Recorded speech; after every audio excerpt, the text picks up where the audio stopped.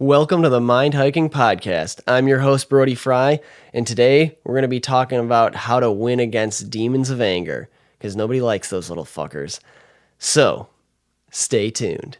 Hello and welcome, everyone. I'm your host, Brody Frye, and here we dive deep into difficult questions. We'll map out thoughts, theories, and crazy ideas for the love of knowledge and growth. So, how do we answer some of the mind's toughest questions? This is the Mind Hiking Podcast.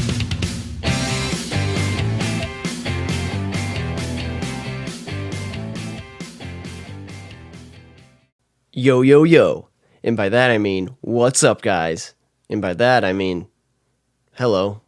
Let's get into this. Welcome to the Mind Hiking Podcast. I'm your host, Brody Frye, and today, well, isn't it interesting that I always just tell you guys what I'm drinking and then have a sip right in the beginning of the episode, and that's the last time I take a sip of it the entire episode? Sometimes I listen back and I'm like, huh, that's pretty interesting. But whatever, I'm going to take a sip anyways, and it is more of that fruit juice blend if you listen to last week's bonus episode. So yeah, stuff was good. So doing that cran grape, cran pineapple mixture again. So that's pretty good. Oh, I don't know if the mic could pick that up, but got my Snoobers, my Chocolate Lab Baron, sitting here next to me, and he was just licking himself while I was drinking that. So I don't know if the mic could pick that up while I was quiet, but definitely uncomfortable, and I'm sorry about that if you heard that slapping sound. Anyways, today I'm actually going to kind of talk about something more serious, more, not quite personal, but I guess I'm just going to speak from, personal experience. So I guess I'll just tell you, today I wanted to be talking about anger and the management of anger. So by that I mean anger management.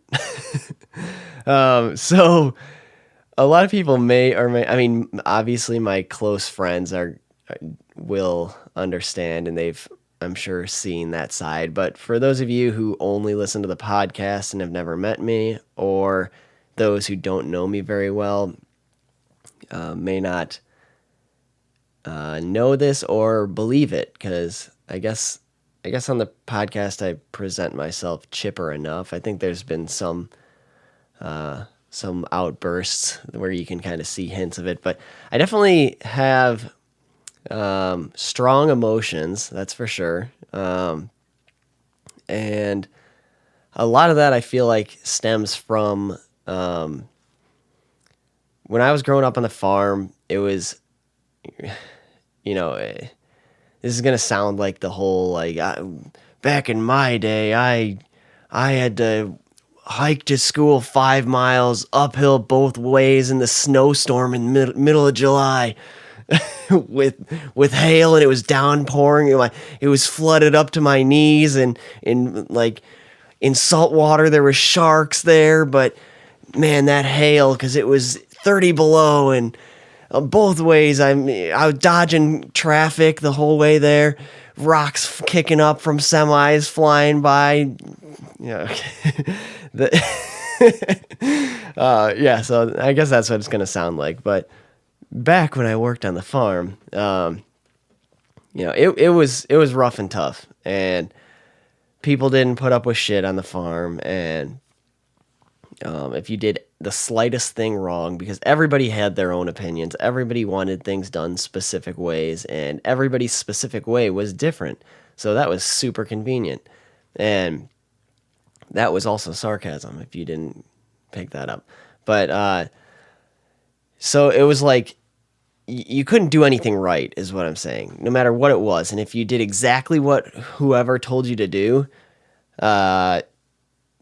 they could walk away and a half hour later come back and see that you did it exactly the way that they told you to do it, and it was still wrong.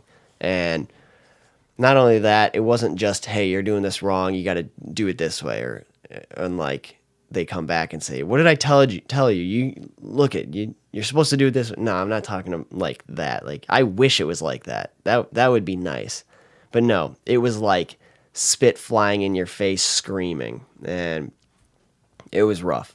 Lots of name calling, and it was you know, definitely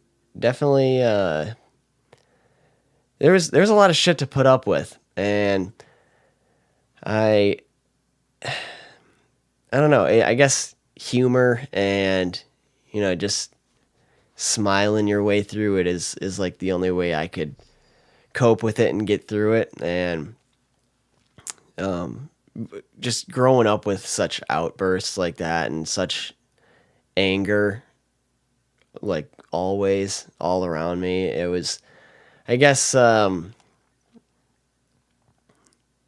don't know, just like, I guess, like, even though like I saw that it was wrong, and I guess just like seeing that, like just taking it in and looking at it like objectively makes me think. I don't know where all this stems from, but um, that just growing up around that, there's still parts of that stuck with me, and I don't know if it was like, I don't know if it was that, those memories, or if it was those circumstances, or if it was just like being in that situation, or if it's like me thinking that that's okay to talk to somebody like that, or if that's, which I know it's not, but like subconsciously, if that was just like, you know, embedded in my head just because I'd been through it so many times that was normal to me, or what, I don't know. But there's definitely like, you know, it, I don't know if it's even like a short fuse, but like when I like I have frustrations and outbursts, and I don't know. I don't know. It's a tough thing to talk about, and it's a tough thing to judge yourself too. But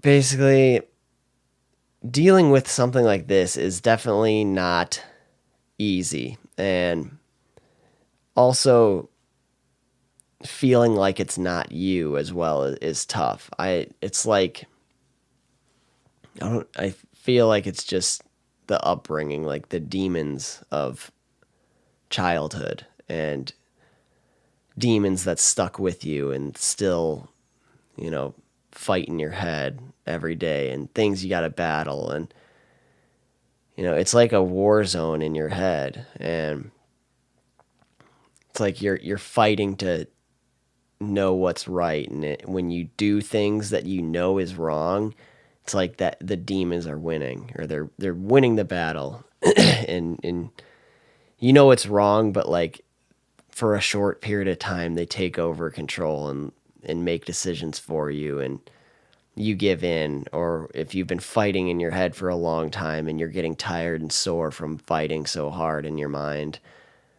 and they finally, for that split second, and of course it's the times that matter, that split second, they take over and make a decision or a choice for you that really affects your outside world, and next thing you know, they peace out and you're stuck with the repercussions. And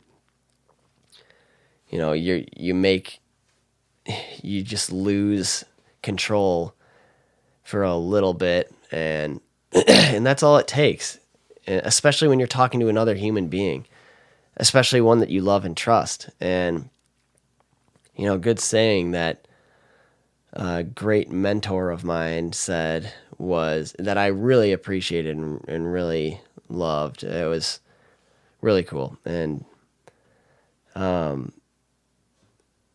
quote is, trust is gained in drops and lost in buckets. So essentially it's like small progression. It's like small steps just to build trust, and then it's easy to kick the bucket, I guess. It's easy to knock the bucket over or spill. And that's tough to gain it back too. And that's what can happen if you let these mental demons take over for even a split second. It's easy for that to happen, and it doesn't matter if your mind is strained, or you've been super stressed out, or you've been just busting ass working hard, and you got to have total control all the time. And if you slip up one bit, then things like that can happen. You can lose a bucket worth of trust.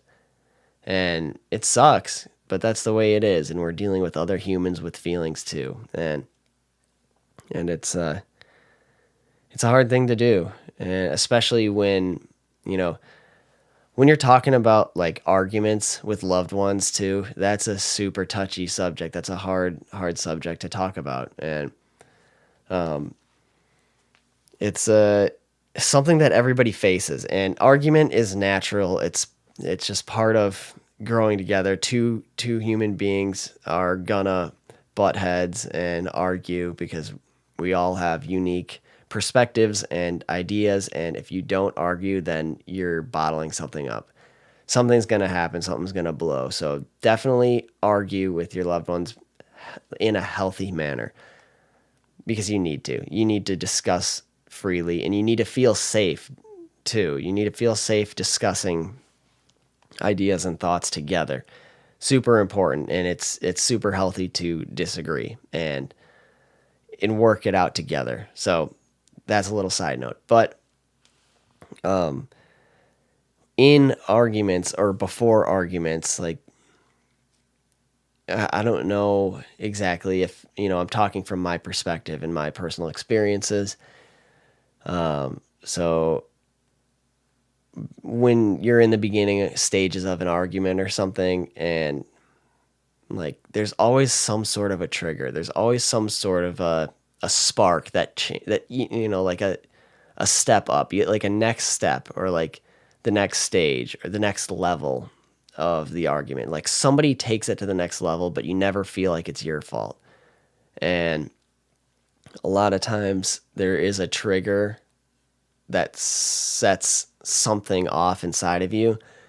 And like a lot of times it's the person that actually does step up the argument, where like the first person to raise their voice, and they don't feel like they're the ones that started it, because they feel justified in that, because it was actually the other person, because they used that trigger, whatever it was for that person, which, and then to the other person, it was, I didn't do anything right. You're the one that raised your voice, kind of thing. So it's like you get confusion there, and it's tough to settle. So again, you got to, discuss with your loved ones and argue in a healthy manner. And even if voices get raised, that's also natural, and it's totally fine. It's just being able to work through it is key. Always being willing to listen and understand, because as long as you're willing to keep an open mind and listen and understand, it's not the end of the world if somebody raises their voice. But getting to that point, you can definitely, at least for me, feel like a burning fire inside. And a lot of times for me too, like I know what like that trigger is, and like in beforehand you don't know, but like when it happens, that typically would set you off. Like that was crossing the line for you, and you feel this built up rage. You feel it like boil up to the surface. It's like if you drop a Mento in, like one of the Mentos in the Coke bottle, and you just see the foam fizz up to the top, and it's like right before it just starts blasting out everywhere. But similar to that, like you feel that bubbling, and like before you actually let it all out, like sometimes it hurts to hold it in. Like it's like capping off that Mento and Coke bottle before it blasts everywhere. It's like screwing the cap on tight. And sometimes it hurts. Like sometimes like when I want to just like burst like that, and I like hold it in, like for a split second it hurts almost. It's literally like a demon is trying to come out of you, but you like force it down and it's like almost hurts more, but only for a split second. And then it was the best decision you could have made in that situation, because keeping that cool is key. And in arguments as well, like keeping your cool does give you more of, I'm just for like lack of a better term, I guess it gives you the upper hand. Not that there's like a right or wrong or a winning and losing side, because there's not. It's about discussing freely together and coming up with a solution together. It's not a battle. But what I'm trying to say with that is that staying calm, like by saying, for this example, it gives you the upper hand. What I mean is the upper hand together, whereas you both can discuss. Because if you lose your cool and you blow up, then it's you've done damage at that point, and and you're losing control, because now your partner in this argument is not going to be as willing to listen. You're just making them build up their walls more, and you're not going to be able to discuss freely in a healthy manner. And so that's what I'm trying to get across by upper hand, not in like a tactical way or like a I can win this kind of way, but upper hand as in like together you guys can work it out. And if you lose your cool, you're not only hurting the person you're talking to, because you're going to be emotionally hurting them, but also you're hurting yourself, because now you're just dragging this out. And it's tough to, you can always wait longer. You can always hold off, but once something comes out, you can't take it back. So it's always better to just, and I've had other episodes kind of talking about this, not directly in this context, but in the same way, saying just to listen to that second voice, because it's always healthier. It's always better to give it a quick pause and think and listen to that second voice. And I know a lot of people think poorly or think badly about hesitation, like, oh, you hesitated, or like, like people say, like, just like in a shitty way, they'll be like, did I hesitate when I said that? Or, like, but I'm actually going to argue that that's a good thing. And I think that's a sign of wisdom as well, too, because you're not afraid to give it some time. You're not afraid to think things through. It shows that you're processing it. It shows that you are actually involved and are trying to come up with a solution. And it also shows your partner that what they're saying means something, and you're trying to process it properly. You're actually taking in what they said and you're processing it. So it provides value on both sides. So I really feel like hesitation is a good thing. So that's not going to be a popular opinion, but I'm saying it anyways. So I feel like it helps in the long run. So listening to that second voice, because what fizzes up onto the surface, what bubbles up onto the surface first, is typically going to be a knee-jerk reaction and not going to help the situation. But you can definitely feel that fire, and I know all of you have felt that. I know when somebody says something, and it happens like in a snap. Something somebody says, like something can go, and I'm not talking about the gradual, like you feel an argument brewing, but or like somebody says something and it gets you angry. It's like when you start saying something back and then they say something that actually hurts you. And they might not even know that that's something that hurt you. Like it could be something from your childhood that like like one of your parents used to say, or whoever, one of your siblings used to say, and or used to call you or say something or do something to you all the time, and it's just stuck with you and it hurts you, and it's just embedded deep in your subconscious. And now when anybody says that, it just immediately brings fire into your eyes. And it's not intentional either. It's just like your knee-jerk reaction. It's just, I can't stand that because I grew up hearing that constantly, kind of thing. If and I'm sure each and every one of you guys can think of a personal example about that, but that's what I'm talking about, is to just, and it's tough. It's definitely something that you need to practice. It's not like, don't expect your next argument to be a perfect, balance where you guys both come up with. This is something to practice. When you feel that, or in the early stages of an argument, your mind is occupied, so it's extra hard. But try to keep this in mind. Try to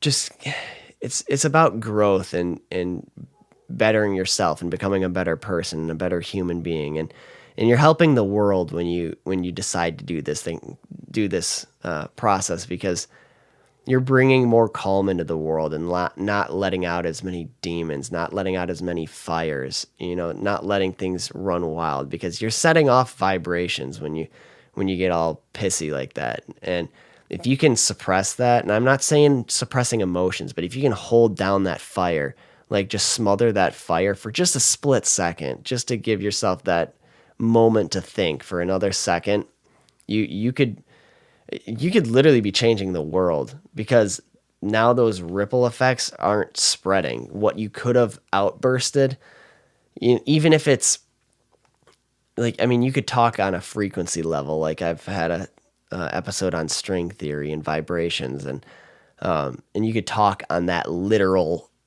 plane sense, or you could talk on more, if you're more of a realistic kind of person, and you could say the vibrations or the ripple effects of, you just pissed that person off that you were talking to, and now they're going to go and be in a grumpy mood when they go talk to the next person, and it spreads like wildfire through people like that. So either way works. Either way, you're setting off this ripple effect or this frequency, and if you can suppress that or smother that for just a split second, you can still get your point across, but get it across in a manner that is, it doesn't even have to be positive, but just get it across in a manner that's effective. Because what you're trying to do is be effective. You're not trying to hurt the other person. And if you are, you're a dick, and you got to really go back and listen to this episode again, because you should never be trying to intentionally hurt somebody, even if they hurt you. Getting messages across and being effective is the best way to go about problem solving. So, and again, this is going to be your best bet, is to just hold on to that for one split second. It's always going to be better to listen to that second voice, and hesitate. Again, I'm bringing that back. Just hesitate. It's so much better, but you can really feel that boil up, and I guess Baron couldn't hesitate with his barks. So, yeah, somebody's home. Again, I can never find a perfect time to record these episodes. Somebody's always showing up. But either way, I think I pretty much got the message across. And I'll listen to this again, and maybe I'll have another episode on this. But yeah, the demons of aggression, the demons of anger, suppress those little fuckers the best you can. It's a battle. It's a fight. You gotta keep those little shits down. They suck, and you're fighting against them. So don't let them win. Don't let them out, because they're gonna hurt your loved ones and your friends. So keep them down, and you'll feel better for it, and you're gonna be more effective. So more effective and happy, and who doesn't want that?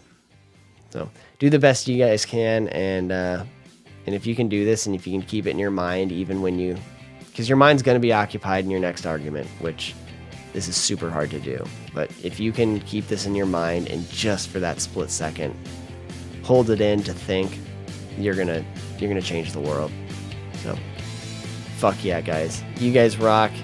Keep kicking ass and do the best you can. That's all we can all do. So, make the world a better place. Rock on, guys. Thanks for tuning in, and peace out.